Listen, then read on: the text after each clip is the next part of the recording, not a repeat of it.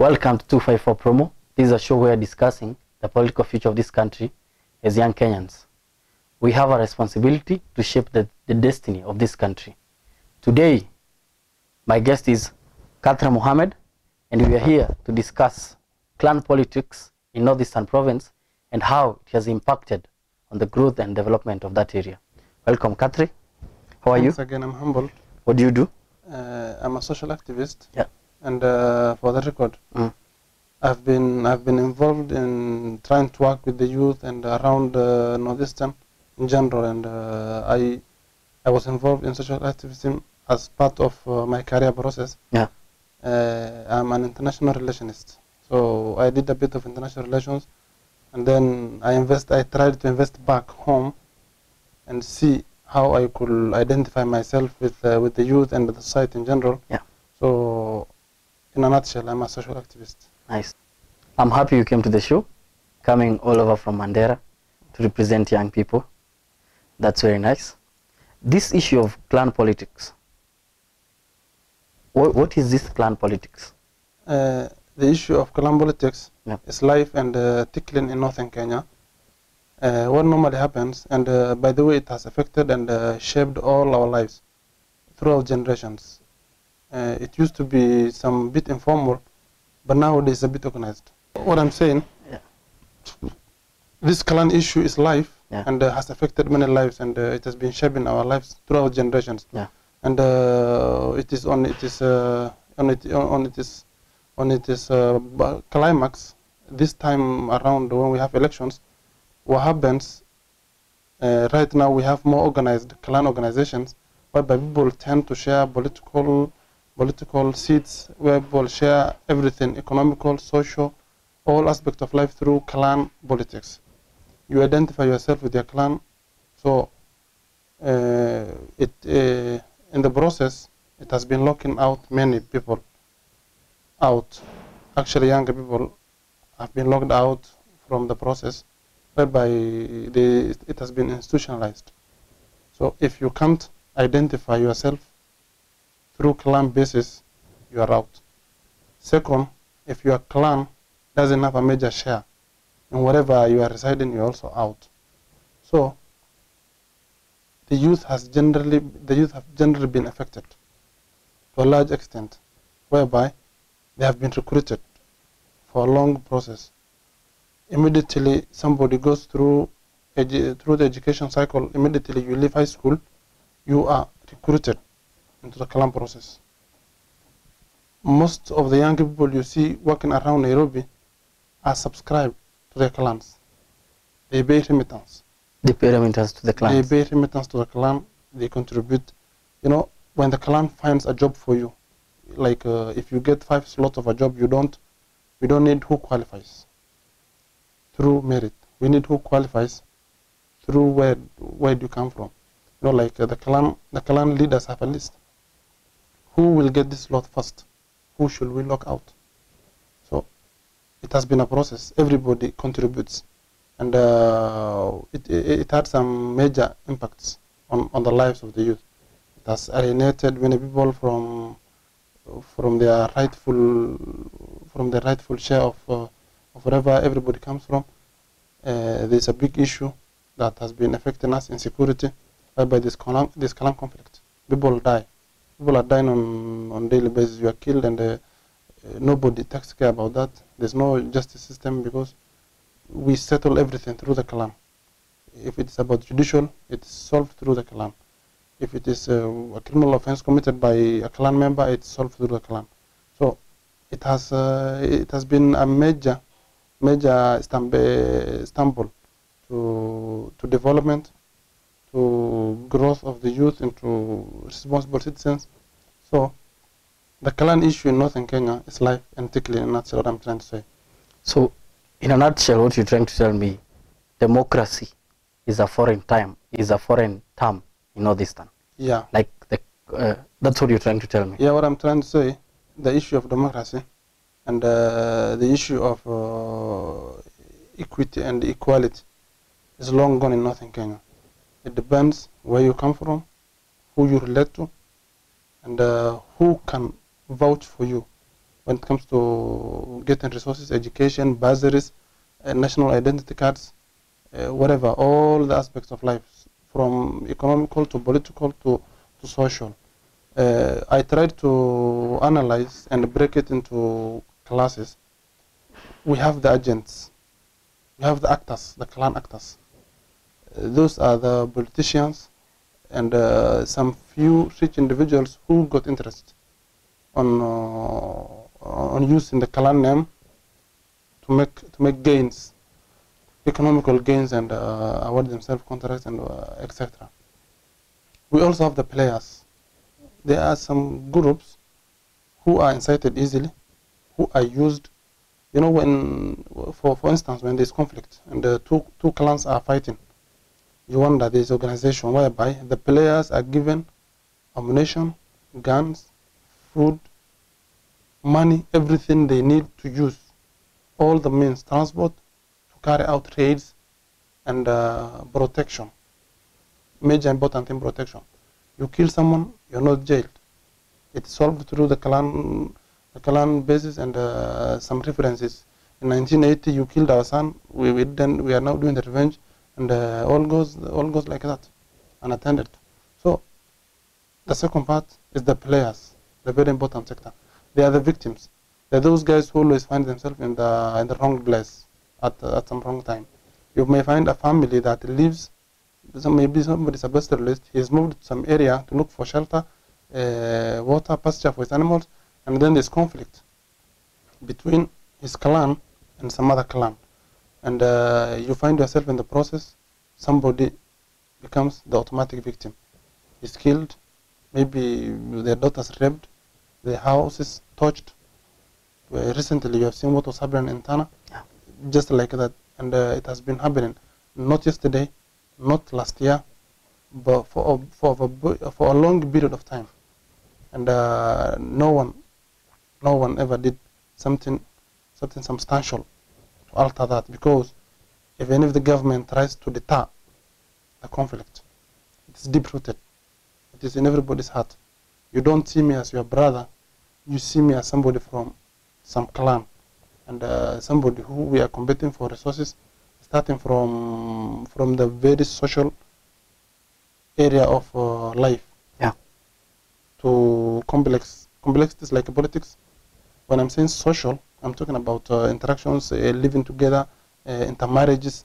You know, like you are stopped from that. It moves up to the ranks whereby it gets complex when you get to resources like tenders or bursaries or jobs. It's very difficult to get jobs in that kind of area. However qualified you may be, it doesn't matter. It doesn't give any weight to anyone, as long as there's no one there. If there's no one there for you to speak for you, you are gone. So you have to subscribe to a certain clan, to your clan, for you to get something to benefit. To your clan. If I may ask you, Khadar, who controls or who are the architects of this clan politics? As I told you, the actors of the clan architects are the rich. There are some few individuals who have taken advantage in amassing resources, whether through fraud, whether from government tenders, or through non-governmental organizations that has been used as baskets and briefcases to collect money on behalf of the clan, and some ideas they sell abroad, and then they say we have a project here, and then, you know, like, there are those guys who always amass this resource and wealth, and generally the rich, and they're very few. And the politicians, who to their advantage will manipulate everyone in the clan. You know, like there's something that disturbs me always, the idea of ancestral land.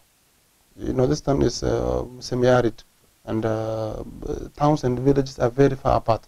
There are some inhabitable places whereby cannot be supported, cannot support life in general.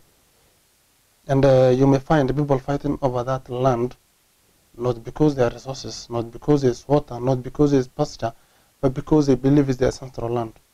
So as long as that idea is being planted into the minds of the young people, conflict continues, it thrives, people fight, some die, and the fight continues. Tomorrow is always there for a new fight about the idea of ancestral land. So the attackers of this clan issue are the rich, few individuals who have political interest, and generally the older people who were recruited through for a long time of period. And one thing that I'm starting feeling now is that we used to have clan politics in the Somali community for a very long time ago. But there was a degree of tolerance. People used to live together. They used to share political seats. They used to share resources. They used to unite when there is an overriding conflict that's coming from outside. They used to stay together, and if, in case of conflict, they used to solve it amicably. But the one that is currently going in North Eastern Kenya is not the process that was there some 30 years ago. This now is different. People are now fighting for, as they are fighting for World War III. There was some instances in 2008 when there was a military operation in Mandera, and you find the kind of artillery that was found in Mandera. Artillery can be used to fight another world war. Anti-aircraft missiles, RPGs, and some guns that I've never heard of. And you wonder, who are you fighting for? What are you fighting? Who are you fighting against? What are you fighting? You don't know. So this is different from what it used to be, and I always suspect, why does it come up during times of election? Yeah. There's that incident of Ramu. People are fighting. There's this conflict of Gudut Alwaq, all that area in Mandera, and then in Wajir South, near Baswain, there was also some conflict. Garissa was not spared. So you're wondering, why are people fighting when we have ideas of politics around, and why did this current devolved government created more hatred and more intolerance? My biggest fear, social networks, if you go through, people who are fighting are young, educated people. You try to mention that, you just condemn some killing, and you find how many comments you're going to receive that are geared towards you, insulting you, why you should interfere in some unseen enmity and in some unseen wars. So what I'm saying, this is largely political, but it has locked out many people out. It has locked many potentials. Youth talents are dying. People are having some bad heart about development. Yeah. They're having some bad nightmares about tomorrow, about the future. Yeah, true. So things are going to the negative side. So in Kenya. So what you're telling me is that politicians have taken it into themselves, and some wealthy individuals who have interest in amassing more wealth to them, they have used the clan system to control what really happens in Northeastern. Yeah. And there's something you mentioned, many young guys are recruited to the clan political system as soon as they clear school. Who does the recruitment? The recruitment is indirectly done by clan committees. Yeah. The first wrong, yeah. The first, there's something called wrong turn one, where we first turn the wrong side. You finish high school, you want to join college. 90% of population in Northern Kenya live below the poverty line. People are poor. They cannot afford to pay for your fees or whatever. So they resort to the clan. People sit. People share resources like funds like bursaries through clan equations. You come from the major clan, you get 30%. Your clan, this clan gets, there's this formation, or they say 7-3-3-1. You get 7, when you get 7 shares, this get 3, this get 3, and this is a minor tribe, it gets 1. So if you have 10 students going to school from your clan, and you happen to get 1 share, then the rest, the 9, they have to sacrifice. You have to choose 1. And a clan which had 5 students, maybe, and it's a major, may receive, this student may receive twice in one term. They may be paid twice in one term simply because they had more committee in the bursary. People are sharing things according to clan. They share everything according to clan. You know, like it starts from there. You go to school, you get your bursaries through the clan line. Your father knows that you have uncles out there who are going to take care of you.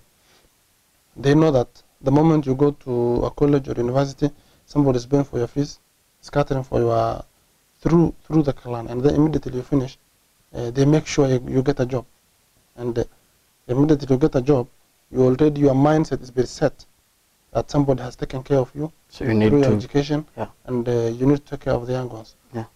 You pay remittance sometimes. Most clans do that. You pay back money to the clan every end month. Immediately you get a job, and when it comes to election, you're told, now let's all go move to Northern Kenya.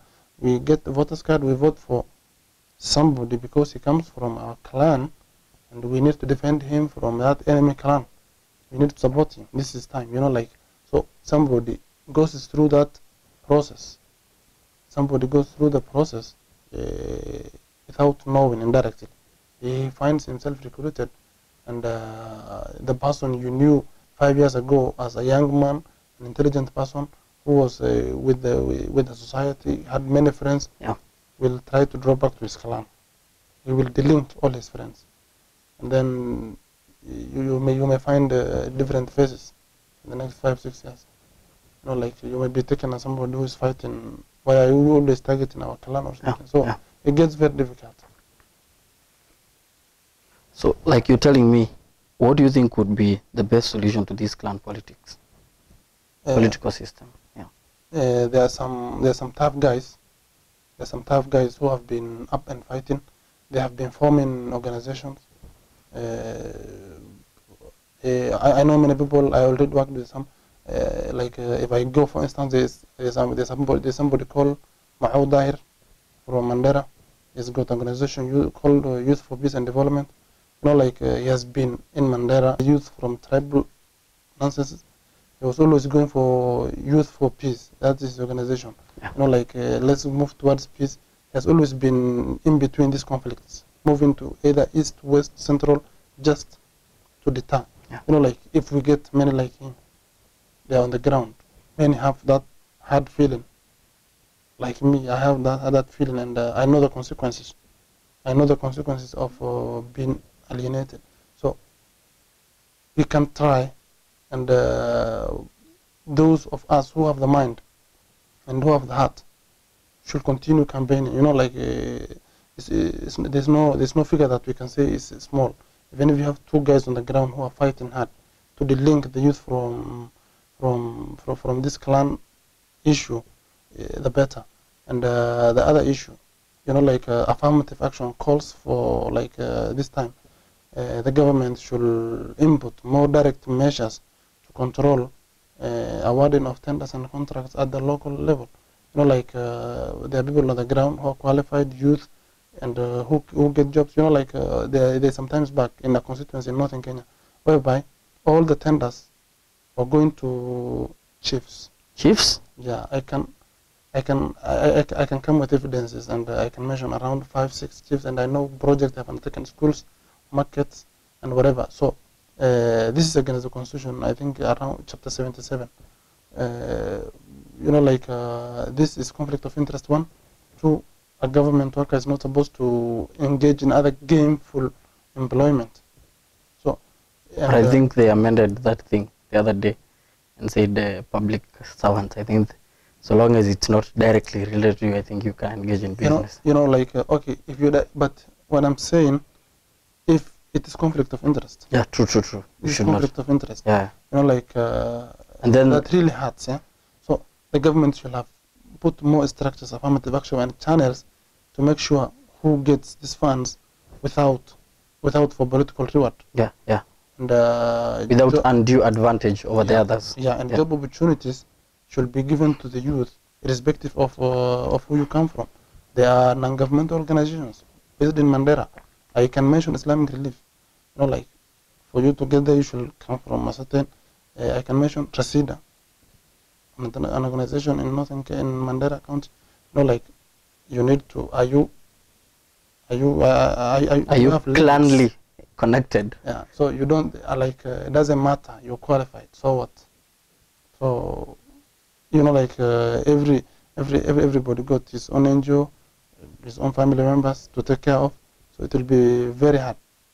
It will be very hard to find the brave people who can say no to that idea. Yeah. So if there is a checklist for employment opportunities, even from the basics, when you are recruiting forces, the military, the police, and you are told, so and so had a list, so and so had a list, predetermined.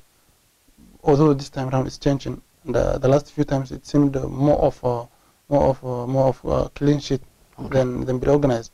If every opportunity is given, every youth is given the same opportunity as his former classmate, as his former teammate, all goes well. Yeah, but when you grow together, but immediately you reach a certain stage, there's that siphon.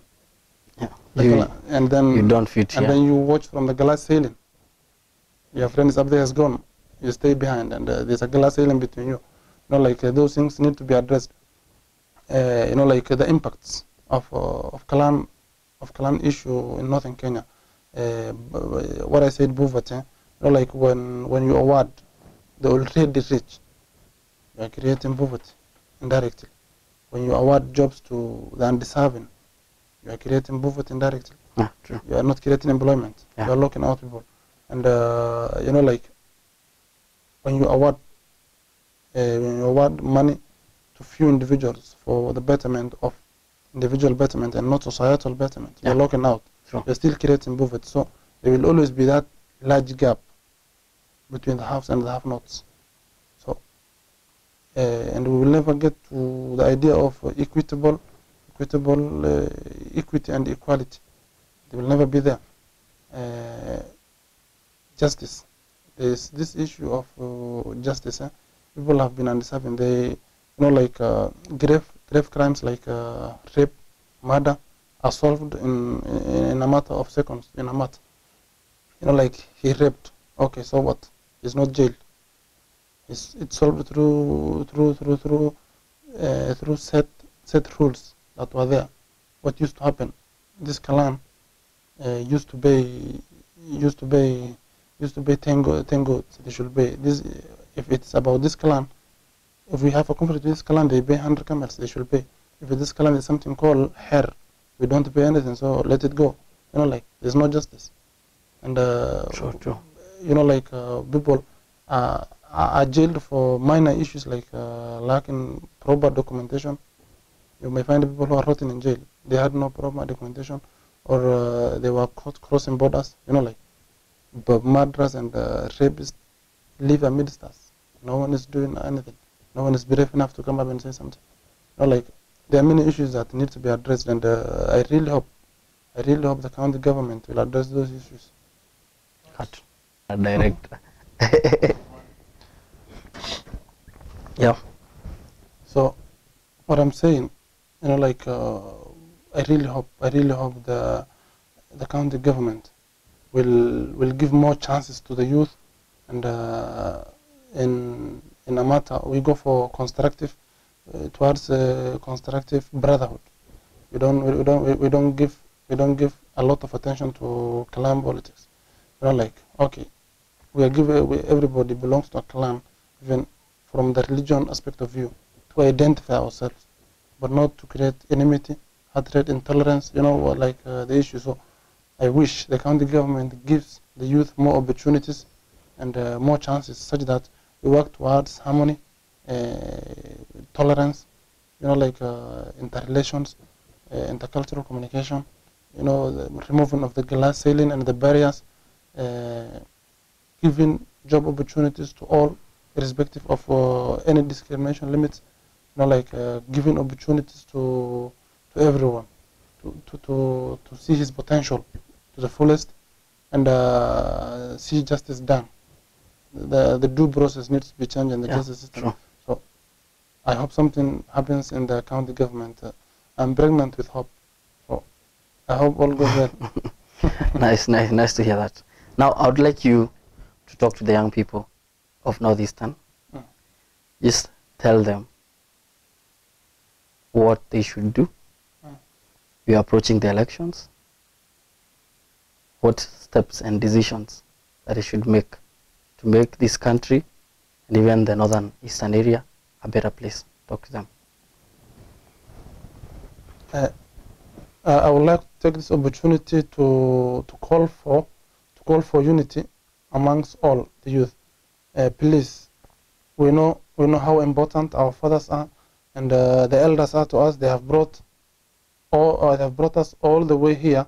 We appreciate that, the fact that they worked through the years to make sure that who gets what and whatever. But this time, let's try to vote for young people who have vision, who will try to progress, unite us. We should eliminate this hatred, intolerance, and the killings. You know, like it doesn't give any weight when your neighbor is dying for no reason. Again, you cannot give to Nene. Please, there's nothing called ancestral land. All the land belongs to everyone. As long as you have your own, you know, like the ironical part of it, the ancestral land, and we are lacking land in northern Kenya, Wajir, Mandera, Garissa. There's no youth who was given land by the government. The few have bought. So please, I'm urging all, let's vote for young visionary guys and towards development. Not any young man with vision, development oriented and open-minded. I hope one day, one time, we all see North Eastern coming together, moving together, developing together. I wish for a better tomorrow for Northern Kenya. So I will call for unity to all my brothers. Thank you so much for coming. I really appreciate your time. I'm humbled. Yeah. And I would like to add to this. Yeah. I would like to quote John Stuart Mill, who said, "One man with a belief is a social power equals to 99 people of interest." You are a social power. Thank you so much, my brother. Thank you so much. You've heard it, young Kenyans. We need to make a decision. To my brothers and sisters in North Eastern Province, this is the time. This is time to make the change that you have always yearned for, to make North Eastern a better place to live in. We as young Kenyans have to play a very big role in changing our country, in making our country a better place to live. And I believe we can. Together, tukishikana mikono, tutaweza kufanya Kenya ikue mzuri kabisa. To our benefit, we'll get all those benefits and all those opportunities. Until next time, keep it 254. Inshallah. Inshallah. Sasa.